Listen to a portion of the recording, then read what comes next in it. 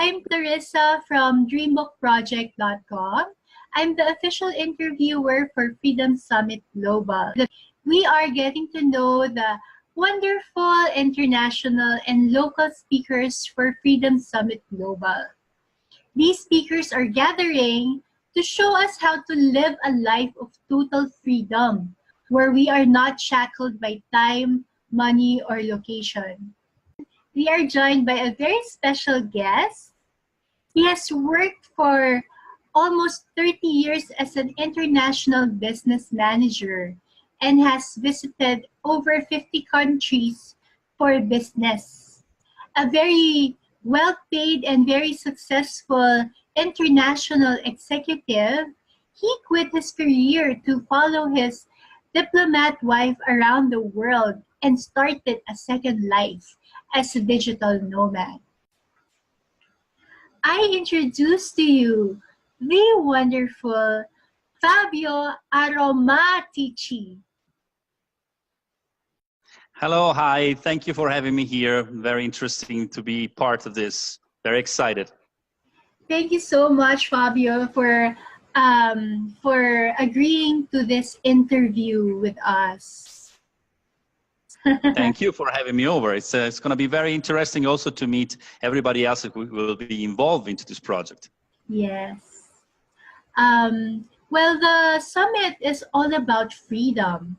What does freedom mean to you personally, Fabio? As you said before, I've been working in corporations for almost 30 years and at a very high level. And people tend to think that when you get to the top of a corporation or an association or a job or a position, you get a lot of freedom. This is not true at all. I found out the hard way. You have lots of responsibilities. You have to some extent act out the part, and you cannot be yourself 100%. You have to be the person other people expect you to be. And so this was my main problem when I was working very intensively in Milano, in the States, at an international level. I came to a point where it wasn't Fabio anymore, but was Mr. Aromatici, my last name, and expecting me always to act the part, always to be on top of all things, and never to show my personal side. So I think that the first thing that freedom means to me is to be myself, and to bring in whatever I do, who I am and my values and what I am looking for in order to grow myself and other people to grow. And the second element, I think, is time.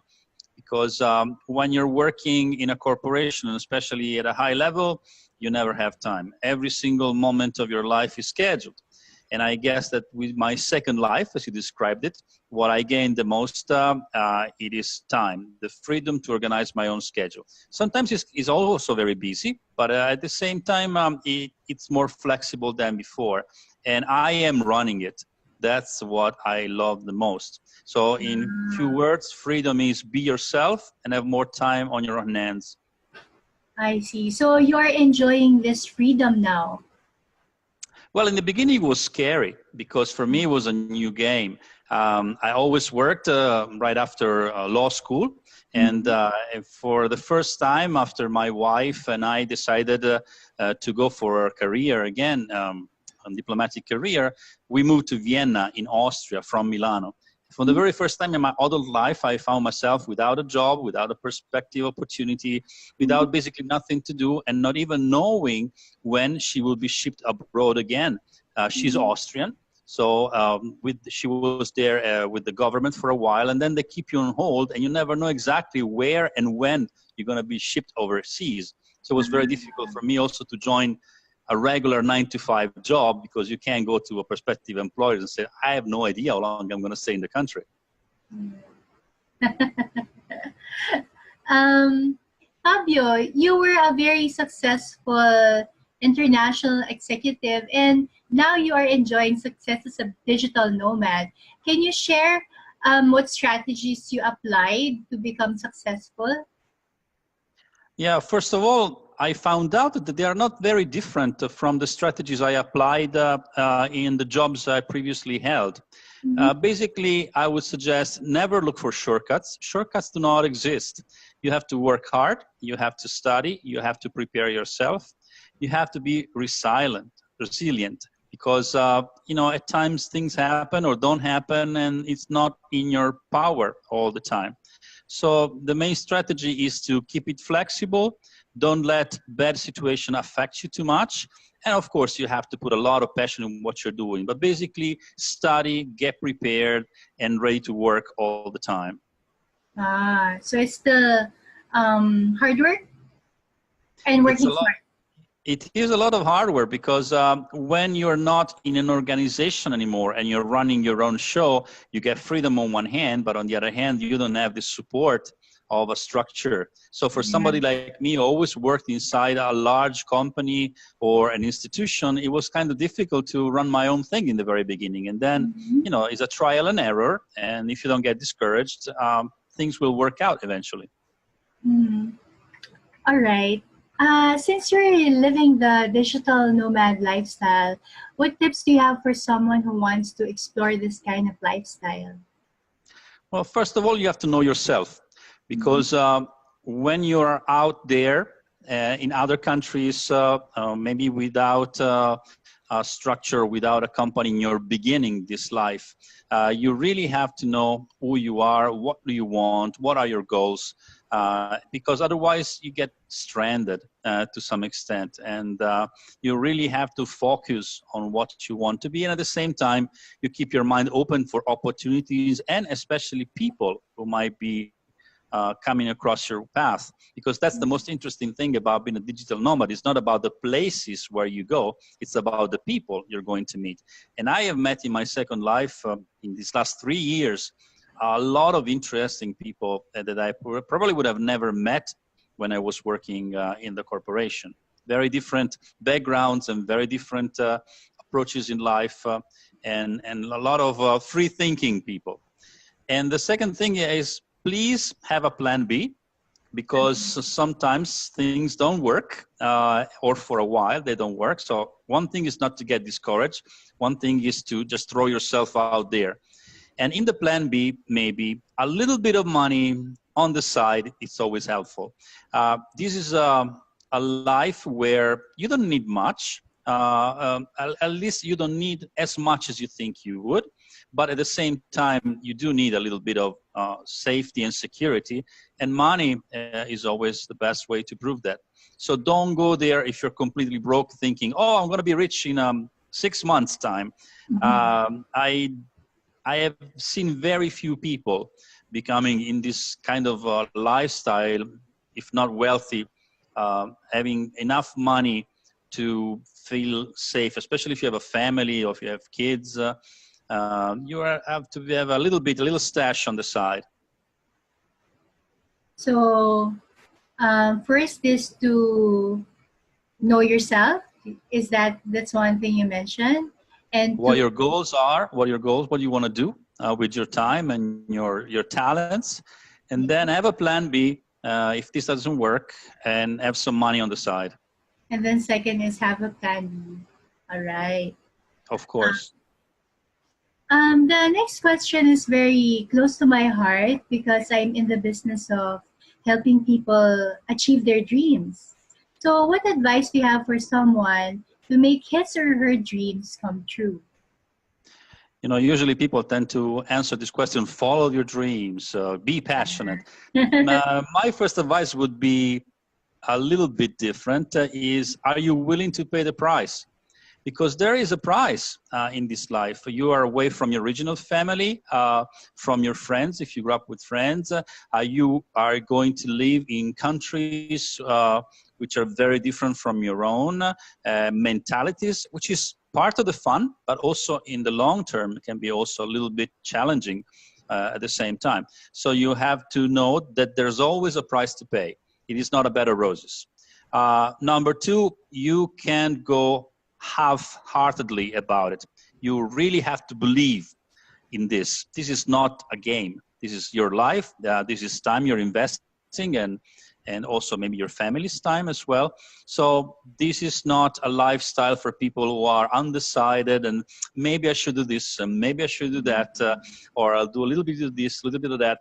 I am much older than the vast majority of the people I have met. I am 56, soon to be 57, and I met a lot of millennials, I have to say, that are willing to join this kind of lifestyle because it seems so cool from the outside.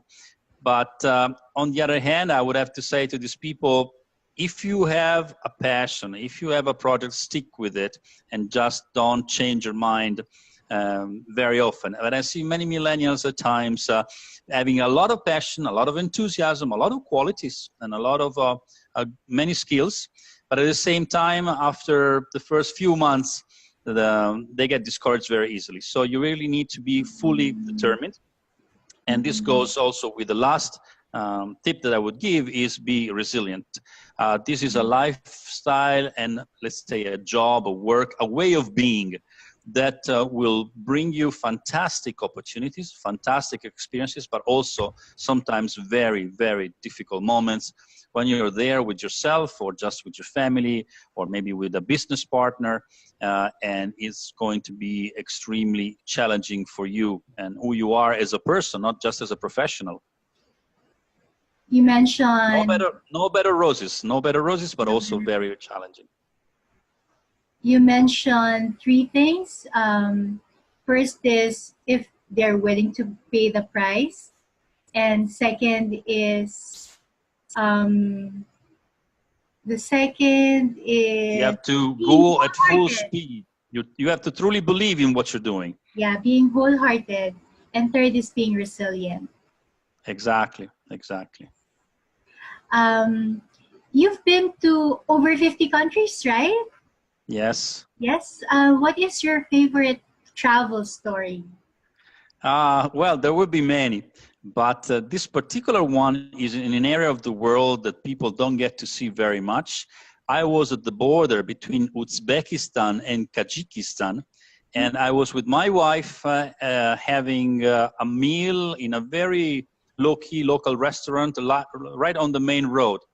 And so we were facing the road while we were having this lunch, and all of a sudden we start seeing tanks and soldiers and cannons moving from inside Uzbekistan towards the border with Tajikistan. And we were very concerned, and we thought that something major just was happening. So we asked the locals, and the locals were, very, very cool with it, because they said, oh no, we have an ongoing war with them. It's been already 10 years, but since the USSR was canceled as a state, and so all these different states were born, we constantly are fighting about our borders, but there's nothing to worry about. But for us as Europeans to see, fully armored tanks and military and cannons just on the road where we were having lunch, it was quite of a shock. But to see the faces of the local people like, no, it's all right, nothing special. But we were like 20 kilometers away from the border. Obviously, we didn't proceed any further. At that point, we went back. Wow. So did you do anything? Did you do anything special? I mean, did you do? There was nothing to do. There was nothing to do but finish our meal. The interesting thing was that we were traveling with a German friend, and we were asked by our guide not to take any pictures because that was also a military zone. And the German guide decided to take some pictures. And 5 kilometers afterwards, we were stopped by the police, the military police, and they pointed at our friend, they took his camera, and they knew somehow, I have no idea up to today how, that he has taken pictures. So they confiscated his camera, they deleted all the pictures of all the vacation, and then they gave the camera back to him. Up to today, I have no idea what technology they used to know that our friend took pictures, but they did. Wow, so they knew somehow. Yes, they knew. They found out with some, I don't know, some technology, some computers. I have no idea. I was clueless. But they didn't stop all the cars, just our car. And they immediately went to our German friend for his camera. So they knew what were they looking for.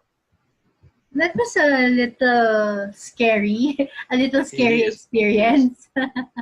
It is. But now it has become a nice story to tell. But while it was happening, it was not. Because at times, and this I think it's important for everybody who wants to become a digital nomad in areas of the world which maybe might be challenging sometimes, is that you can find yourself in these kind of situations, and you always have to be aware that something like this might happen, and you're not safe like you are at home all the time. Fabio, what is your vision for the future? I wish I had a crystal ball and I was able to tell you exactly where we're going to. But I started working when globalization really took place, when China entered the WTO. And I remember everybody back then, it was 1988, was talking a lot about globalization.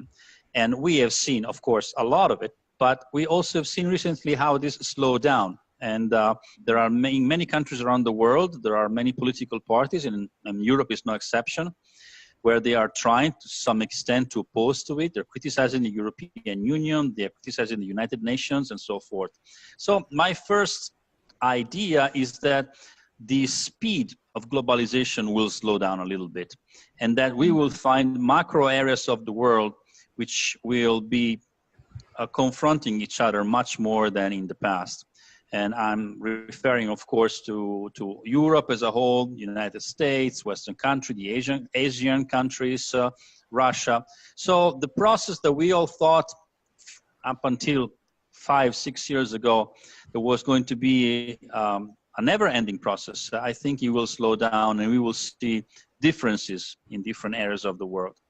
Number two, I think that there will be in work fewer professions and fewer jobs where you can hide and live a quiet life. I remember when I grew up, everybody wanted to work in a bank because a bank was a safe job. Your mother was very happy about it, and you probably would have always worked a mile or 2 miles away from her house, so you could have dinner and bring your children there. So either teaching or working in a bank was job number one because it was safe. I think safe jobs will be less and less common in the future. And maybe here in Asia, you guys already have experienced that. But in Europe, we have a lot of the unions, a lot of regulations. They always try to guarantee the workers in the workplace, and I think it's a good thing. But on the other hand, I think that in the future, we will see a lot more confusion. Many of the active companies or the important companies today will disappear. New companies will come up. And I read recently that 85% of new jobs will come up in the next 10 years. So 85% of the jobs that we're doing today, they will no longer exist 10 years down the road. I'm not saying policemen or I don't know, doctors. Of course, we always need that, but I'm more referring to services, manufacturing, small and medium-sized companies. We will see a lot of change. So you have to be very, very well equipped for change. And if you are a digital nomad and you have the approach, the mental approach to be a digital nomad, I think you will have an asset that will be required more and more by the work environment. Problem is where to go or which skills to invest in, because right now it's almost impossible. Everybody who's studying in college now, probably they will have to work in a job that has little to do with what they're preparing for now. So as I was saying before, one of the hints was study, study, study. You never quit studying, because it's always going to be a new challenge. It's always going to be a new technology. It's always going to be a new opportunity. But if you look on the other side, and if I look at people like my parents that worked and lived all their life in the same company or in the same institution, for me, it was too boring. I couldn't have done it. So I think especially millennials and people who are digital natives will enjoy this kind of lifestyle much more than people my age or people older than me. But it's not going to be easy. It's not going to be easy. I don't see a bright, easy future for everybody. We will have to fight tooth and nail. I see. So you mentioned a slowdown in globalization and Yes. a change in the nature of jobs, perhaps more exciting but also less stable than before. and a need for continuous learning. Exactly. Yeah. Exactly. Fabio, where can people find you online?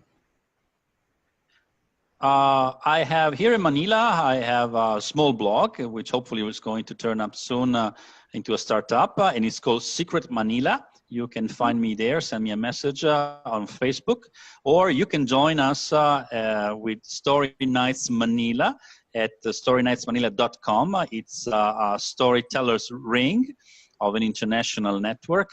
And I am also revamping my own personal website, www.fabioaromatici.com. So there's a way to find me if you want to, or also LinkedIn is always a very good solution. All right, thank you. We'll put that in the links below later on. All right. All right. So let's invite them to Freedom Summit Global. Yes. Yeah, we invite you to Freedom Summit Global to achieve time freedom, money freedom, and location freedom.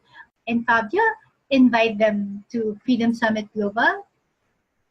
Yes, please come. I will be only in the Manila event, so you can't miss that. I will be speaking about storytelling and especially how to provide value to your services and your products through storytelling. So this is the topic of my lecture. But if you have the opportunity all around Asia, don't miss this incredible, great event. And I am sure lots of you will find tools and inspiration to be a digital nomad around the world. Thank you, Fabio. We also invite everyone to like Freedom Summit Global and Freedom Summit Asia on Facebook.